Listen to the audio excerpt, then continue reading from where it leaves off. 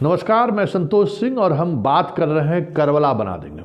जी हाँ, ये बयान है जदयू के पूर्व विधान पार्षद का और जदयू के सीनियर लीडर का। 48 घंटे से अधिक हो चुका है इस बयान का, लेकिन जदयू इस बयान पर चुप्पी साधे हुए है। वजह यही समझने की जरूरत है कि जदयू चुप्पी क्यों साधे हुए है। जदयू के तमाम प्रवक्ता इस मामले पर मीडिया से आंखें चुरा रहे हैं। नीतीश कुमार से भी सवाल हुआ है, लेकिन वो भी उस सवाल को टाल गए। लेकिन बीजेपी आक्रामक है और इस तरह के हिंदू मुसलमान के मामले में जो फायर ब्रांड नेता है गिरिराज सिंह, इसको लेकर खुद मोर्चा संभाले हुए। इसके बावजूद भी जदयू में खामोशी है। तो जरा इस राजनीति को समझिए और समझिए कि जदयू क्या चाह रही है, क्योंकि इस तरह की राजनीति से किसको लाभ मिलेगा। इस तरह की राजनीति से जो बिहार में एक अब तक माहौल बनाने में बीजेपी नाकामयाब रही है। क्या इस अंदाज में, जरा सुनिए किस अंदाज में ये बोल रहे हैं और किस चुनौतीपूर्ण अंदाज में बोल रहे हैं, जिसको लेकर हिंदू जनमानस पिछले 8-9 वर्षों से स्वीकार करने को तैयार नहीं है। इसी तरह की आवाज़ की वजह से एक कॉमनल फीलिंग पूरे देश में फैला और आज देश 2 हिस्से में बटा हुआ है, हिंदू और मुसलमान के हिस्से में, और एक सरकार हो या पार्टी हो उसको भुनाने में लगी हुई है। तो जरा सुनिए इस मामले में कि क्या क्या अभी तक हुआ है और उसके बाद हम बताएंगे कि रामचरितमानस पर लेकर एक बार और बबेला शुरू हो गया है। जो बबेला थम सा गया था वो बबेला एक बार फिर से शुरू हो गया। आपा की इज्जत पे हाथ डालोगी तो अभी तो हम करबला मैदान में इकट्ठा हुए हैं,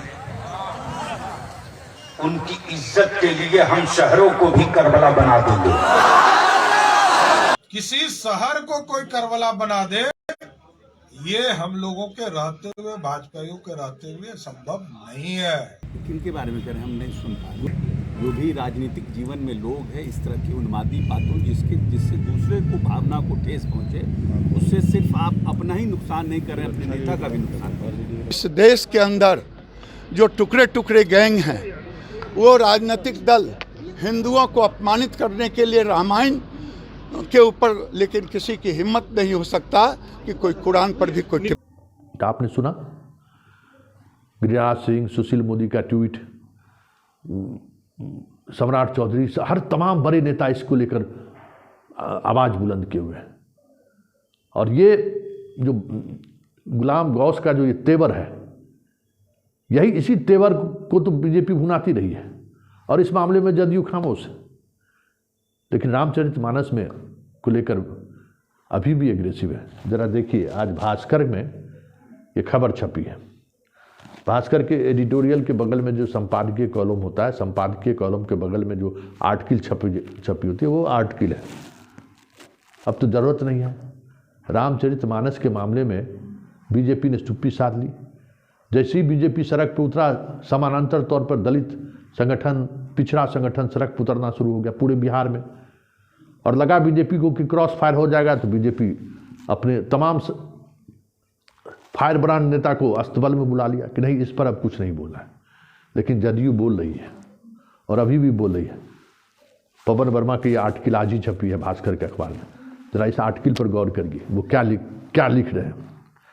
बिहार के शिक्षा मंत्री चंद्रशेखर, जो कि राष्ट्रीय जनता दल के हैं, मतलब आप समझ लीजिए कि वो बिहार के शिक्षा मंत्री के साथ साथ ये भी इंगित करना चाह रहे हैं कि वो आरजेडी के हैं।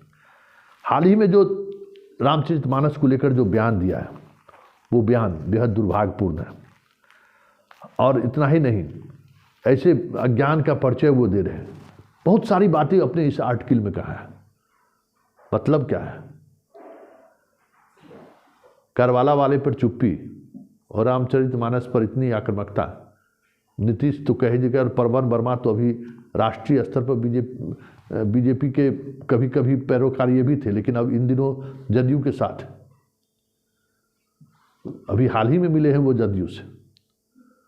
और ये रामचरितमानस का ये आर्टिकल छपने का क्या मतलब है कि इस विमर्श को आप राष्ट्रीय स्तर पर बहस का मुद्दा बनाना चाहते हैं और आप ये दिखाना चाहते हैं कि देखिए किस तरीके से आरजेडी बीजेपी के नैरेटिव को आगे बढ़ा रहा है। यही कहना है ना आपका। तब तो आप इतनी बड़ी आर्टिकल आपने छापा है इस लीडिंग अखबार में, जबकि ये बातें समाप्त हो चुकी है। बिहार में अभी भी कमंडल पर मंडल भारी पड़ रहा है। जैसे ही मंडल के लोग बाहर निकले सारे लोग अंदर हो गए, लेकिन जदयू बेचैन है। और अब इस आर्टिकल के बाद आप क्या कहेंगे? क्या सोच रही है बीजेपी, क्या सोच रही है जदयू, क्या चल रहा है दोनों के बीच? तो देखिए, एक लोग बच्चा में कहानी था ना, हम लोग भी कहानी नहीं, बच्चे में स्कूल जाने नहीं रहता था तो कहते थे मम्मी पेट दर्द कर रहा है, माँ पेट दर्द कर रहा है, बहुत दर्द कर रहा है, आज बस स्कूल नहीं जाने का बहाना। सुनते थे कि लोग कांख के नीचे में प्याज रख लेता था कि बुखार आ जाए, कि स्कूल नहीं जाना पड़े। तो आपको लगता नहीं है कि जदयू बाहर जाने का ये रास्ता दिखा, बहाना बना रहे हैं रामचरितमानस को? करवाला पर चुप है और रामचरितमानस पर अभी भी आक्रामक है, जैसे लगता है कि भारतीय संविधान पर कोई बड़ी बात कर दी हो। अरे रामचरितमानस और मनुस्मृति पर तो बोलते रहे हैं, इस पर सवाल तो खड़े रहे। और ये एक साहित्य है, आप उस साहित्य को इस तरीके से क्यों ले रहे हैं? तो आप जहाँ पे आपको स्टैंड लेना चाहिए था वहाँ आप बीजेपी के साथ खड़े हैं, दिख रहे हैं।